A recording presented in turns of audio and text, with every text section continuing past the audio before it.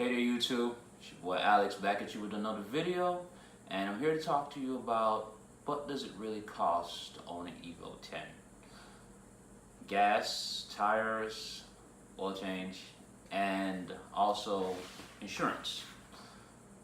Owning an Evo 10, it's a very, very fun and great thing. But the thing is, how much does it really cost?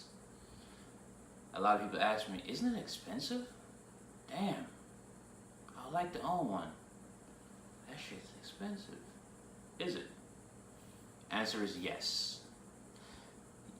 It is very expensive to own an Evo 10. Break apart, it'll cost you a little bit of money. But I'm here to talk to you about the simpler things. Things that when it adds up, it actually do cost a lot. First and foremost, insurance.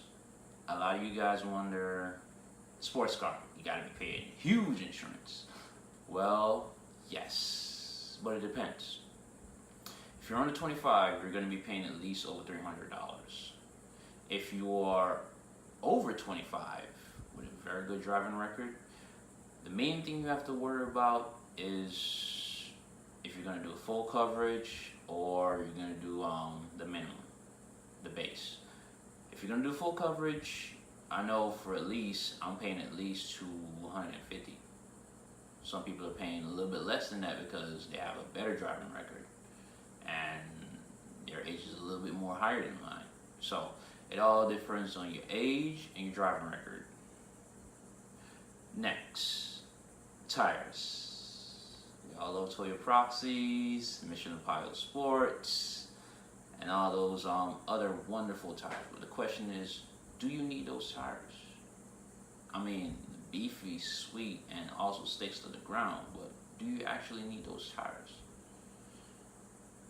You have to calculate in what these tires cost depending on your driving style. If you're an aggressive driver, you're gonna eat through those tires very, very, very quick.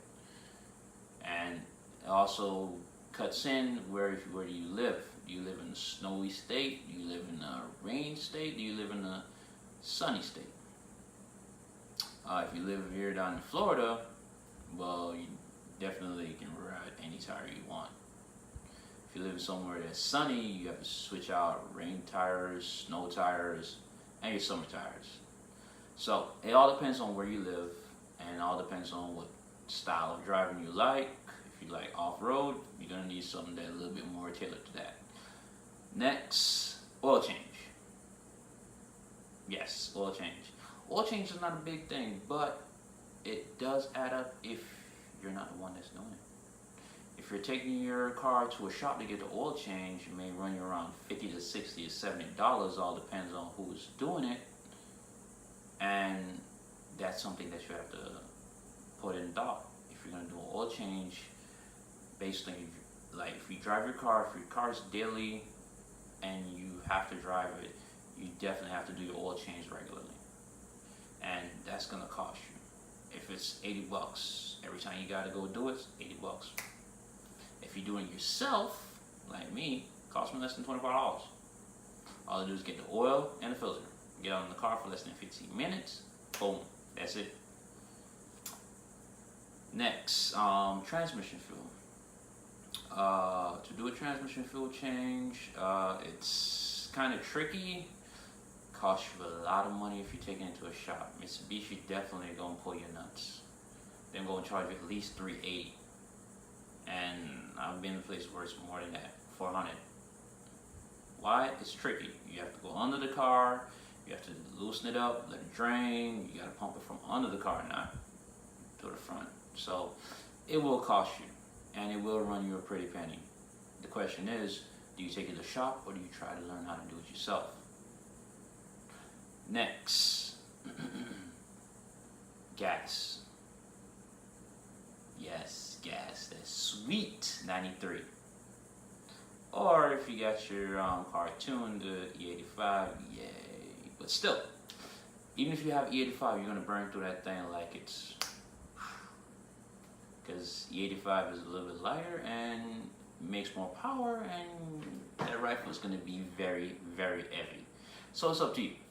If you're gonna be running 93, I know gas down here, 93 is like running $2.97, so that's like $3 a gallon, and it takes me at least $30 to $35 to fill up my car. So if you're a guy that 3 days all that a full tank of gas will let you serve you, yeah, you're gonna be at the pump like a pump queen. And yeah, you probably need to learn how to drive your car in a way that it doesn't hurt your pocket that much. And finally, but not least, brakes, brake pads. You may say, hey, why do I have to worry about that? Is your life worth it? Yes, it is. You definitely need good brake pads. Brembo's the best. They're a gift sent by God. But there's also other brake pads that also can help you. You have to shop around. You have to do your research. And the best thing that you have to learn how to do is to change them yourself. It may run you at least $50 to get them all done. Sometimes a little bit more than that. But if you learn how to do these things by yourself, it saves you in the long run. Rotating your tires, that helps. Because most of the time, the front tires eats up faster than the back. So if you learn how to rotate your tire, which is very simple, put it up on a stand, jack it up, get them nuts off, rotate, boom, that's it. Simple things can help you save money. So is the Evo 10 expensive to own? No. It's based on you, the driver. It's just like owning R34, R35, R35. I believe the oil change is they're probably gonna cut your nuts off of that one. But yeah, it's gonna cost you. It all depends on the car that you have. You have to learn how to maintain it. That's how you save money. That's how you enjoy your ride. That's all the time I have for you guys. Appreciate you guys for tuning in. Please hit that like and subscribe button. Thank you so much. See you again.